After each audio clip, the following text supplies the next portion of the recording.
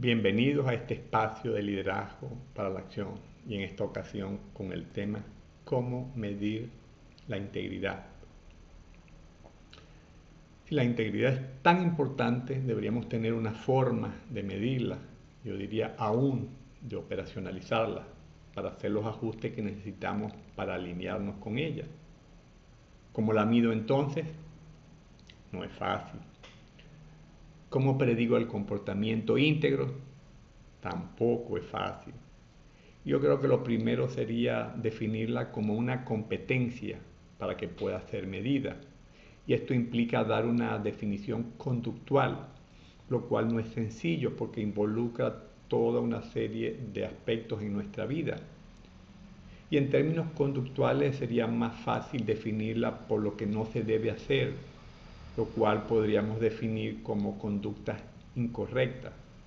Y aquí no hablamos de errores, descuidos o accidentes, sino de conductas intencionales y premeditadas. Si bien la medimos por el lado negativo, por lo que no deberíamos hacer, podemos mencionar, por ejemplo, robar, mentir, falsificar una información, ocultar deliberadamente una información, engañar, cometer fraude, hacer un uso inadecuado de información, aceptar soborno, una promoción engañosa, manipular una noticia, tráfico de influencia, etcétera, etcétera, etcétera. Ahora, este camino puede resultar largo e infinito, pero este camino es difícil lograr definirla completamente en términos de competencia, pues puede tomar muchísimas direcciones. Si nos vamos por el camino de las buenas conductas, podríamos mencionar decir la verdad, actuar con responsabilidad, respetar la propiedad ajena, ser transparente al dar información, actuar con honestidad, evitar conductas que causen daños a otros, pero eso puede también ser muy genérico y puede ser muy amplio también. Así que la integridad no es fácil de evaluar, es difícil también predecir.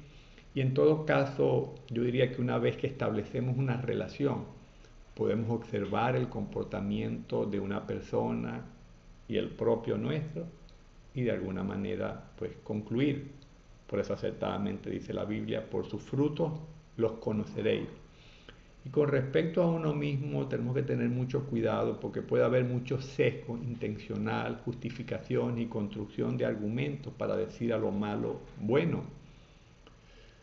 Si todas estas cosas fallan, podemos usar un polígrafo o la grafología. No, eso creo que sería demasiado extremo.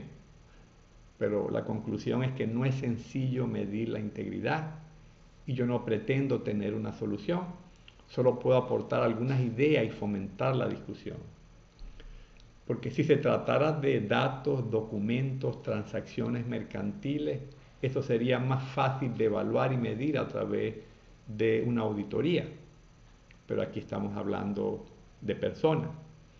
Ahora, en términos predictivos, podemos mencionar algunos factores que pueden actuar como predictores de la integridad. Y vamos a mencionar algunas variables personales y organizacionales que pueden predecir o afirmar o promover el comportamiento íntegro. El primero de ellos, el compromiso. El compromiso con una causa, persona u organización puede de alguna manera promover la integridad. Yo diría que a mayor compromiso e identificación con una causa, persona u organización, menos probabilidad de actuar con falta de integridad tenemos. El otro elemento es la sensibilidad y la empatía personal.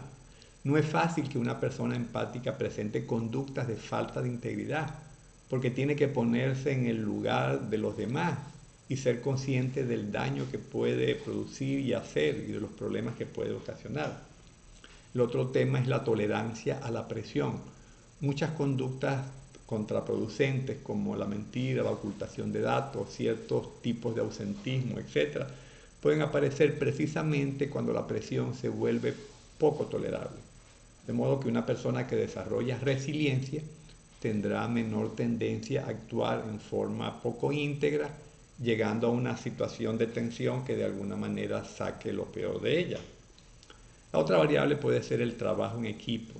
Y es que las conductas colaborativas y de cooperación, como compartir, ayudar, etc., se avienen poco con las conductas contraproducentes. El otro elemento importante de cultivar es la responsabilidad personal. Mientras mayor es el nivel de asunción de responsabilidad, menor será la falta de integridad, pues el comportamiento responsable va de la mano con la integridad. Un elemento importante dentro del contexto organizacional es la división del trabajo, porque la segregación de funciones en una organización reduce la falta de integridad, pues de esta forma unas personas controlan a otras a través del diseño estructural de los procesos. La construcción de la disciplina personal también facilita practicar la integridad porque facilita practicar la moderación y el dominio propio. La disciplina pues es una poderosa virtud para rechazar todo lo que daña a nosotros y a otras personas. Y así pudiéramos mencionar, por ejemplo, la existencia de una cultura basada en valores. El tipo de reputación puede ayudar a percibir el grado de integridad de alguien. Y aún esto puede ser relativo. El cultivo de la comunicación asertiva que ayuda a la expresión auténtica y genuina. En el caso personal, yo he encontrado dos referencias para medir la integridad. Una es adaptarme, alinearme y compararme con los principios universales. Y hablo de la justicia, hablo del respeto, hablo de la verdad, hablo del respeto a la vida, a la propiedad ajena, hablo del amor, hablo de la libertad, de la responsabilidad y la igualdad. Y si yo me alineo a los principios universales, tengo mucha más oportunidad de tener un comportamiento recto. Pero también es importante que estos principios sean operacionalizados en nuestra vida a través de conductas observables para poderlos hacer medibles y cuantificables. Por ejemplo, si decimos que yo tengo la responsabilidad como parte de una conducta íntegra, deberíamos entonces preguntarnos cómo sé yo que soy responsable. Bueno, podríamos decir a través de un conjunto observable cuándo yo soy responsable. Por ejemplo, cuando cumplo lo que prometo, cuando soy puntual, cuando acepto las consecuencias de mis acciones sin intentar echarle la culpa a otro, cuando cumplo con mis obligaciones, realizo las tareas con las que me he comprometido, cumplo con los contratos establecidos, evito delegar o endosar en otros mi responsabilidad. Finalmente, nuestra conciencia puede ser un buen indicador y una guía para andar en integridad, aunque algunos pueden tener la conciencia cauterizada. Pero esa vocecita interna que nos dice qué está bien y qué está mal puede ayudarnos. Sin embargo, yo entiendo que esta conversación no se agota y que este tema pica y se extiende. Hasta el próximo encuentro.